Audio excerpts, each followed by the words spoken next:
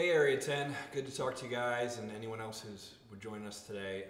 I just wanted to do a midweek check-in. We're going to be doing this throughout this whole coronavirus time with some thoughts that I'm having. We're constantly looking for ways to connect with people throughout this, as a lot of us are at our homes, and I know that can be a lonely thing, frustrating. And so we want to just do these check-ins once a week, Wednesday afternoons, and see how we're doing and share some thoughts that I hope are encouraging to you. I was thinking this week about the canals of Venice. Maybe you saw this, I did, online, that they're showing pictures of the canals in Venice, and maybe for the first time in a long time, I don't know, the canals are clean and clear, and you can see all the way to the bottom. And I thought when I saw the pictures of it, I thought, oh, the canals are clear because there are not motorboats on them that are putting like gas and stuff into the water. But it actually turns out it's not really a pollution thing is the reason. The reason why the canals are clear now is that with no boats going up and down on the canals, they're not kicking up the sediment and the sand and all that on the bottom of the canal, which is what makes the water look murky, is all that stuff sort of kicked up. So you can see fish in the canals and all sorts of stuff that maybe you couldn't see before. And I thought, man, that's just a really interesting image of kind of how our lives have been. You know, we run, and in the busyness, we kick up a lot of dust. And when it's dusty like that, when the sand is everywhere, it gets very murky and it gets very hard to see things clearly. And I would say a lot of us kind of live that way. We want to have a spiritual life, we want to have a thoughtful life, we want to be dialed into God and all of those things, but we run at such a pace that we don't make any space for that, and we end up kicking up too much dust, and we can't see clearly about our life, about God. We can't hear his voice. So I thought that was just an interesting image, and it made me think about the downtime that we all have right now. A lot of people have.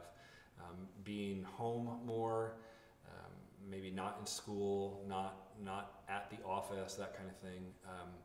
It's a lot of downtime, and we've been reaching out to people and calling people and checking in, and a lot of people are saying, man, I don't know what to do with this time. It's kind of frustrating. Like, I get my work done quickly, and then I've got all this extra free time.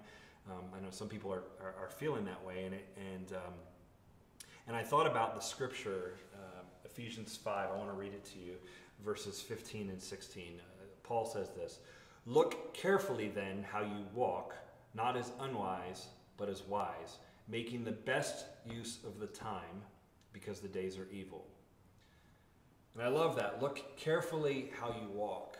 You know, one of the challenges we have in any organization, you have it in business or nonprofits or in church, is you're so busy doing the thing that you do that you don't always have the time to think about, how could we do this better, or is there something else we should be doing, because you're kind of producing constantly of the thing that you're doing. It's sort of like, how do you fix a bicycle while you're still riding on it, that kind of idea. And one of the great things I think about this time is it gives us a chance to do it, as Paul says, to look at how you walk, look closely at what you're doing in this sort of downtime. And so I'm thinking about that with the church. What are some things that we're not doing well that we could be doing better? And this is a chance to focus on that. But also for me personally, and hopefully you too, where am I at with my fitness goals now that the gym has closed? What am I doing there? Where am I at with my eating now that Kroger's kind of crazy?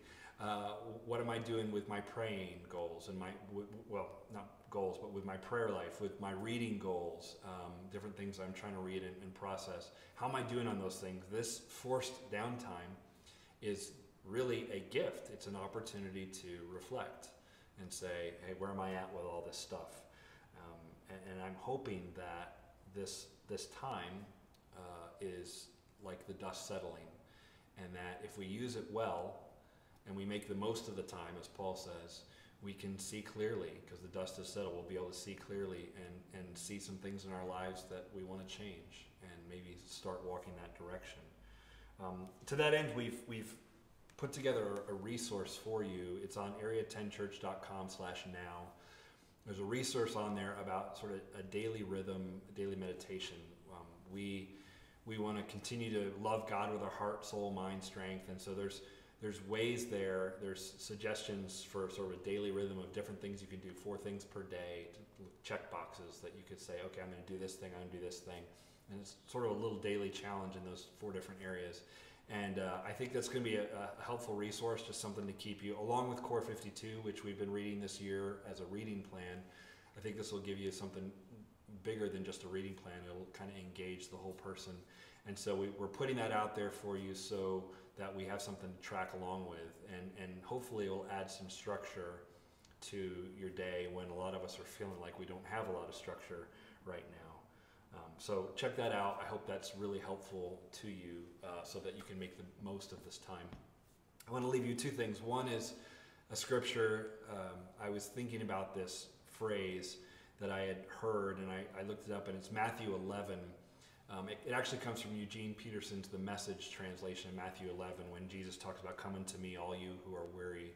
And I know there's some people probably in this new reality that are actually feeling pretty weary from all the news, all the partisan politics that show up inevitably in something like this, or just kind of weary of having all the kids all the time, and just there's a lot, right? So I love how Eugene Peterson words Jesus' words here in Matthew 11. I just want to read it to you. He says, "Are you tired, worn out, burned out on religion? Come to me. Get away with me and you'll recover your life. I'll show you how to take a real rest. Walk with me and work with me. Watch how I do it. Learn the unforced rhythms of grace. I won't lay anything heavy or ill-fitting on you. Keep company with me and you'll learn to live freely and lightly." I love that phrase, the unforced rhythms of grace. And I think this is our opportunity to really learn that. So much of our life is probably a little too forced. And so maybe this is a chance to do something different there. And I want to leave you lastly with this quote. It's too good not to share. I heard this quote from Martin Luther, the reformer. He lived during the Black Plague. And what he says about a Christian's response to the plague I thought was great and appropriate for our time. We'll post this later so you can have a text version of this, but listen to this. He says this: "I shall ask God mercifully to protect us. Then I shall fumigate, help purify the air, administer medicine, and take it. I shall avoid places and persons where my presence is not needed in order not to become contaminated and thus perchance inflict and pollute others and so cause their death as a result of my negligence. If God should wish to take me, he will surely find me, and I have done what he has expected of me, and so I am not responsible for either my own death or the death of others. If my neighbor needs me, however, I shall not avoid place or person, but will go freely as stated above. See, this is such a God-fearing faith, because it is neither brash nor foolhardy and does not tempt God." I love that because a lot of the things I read on Twitter right now are brash or foolhardy, and it's really easy to swing in either direction.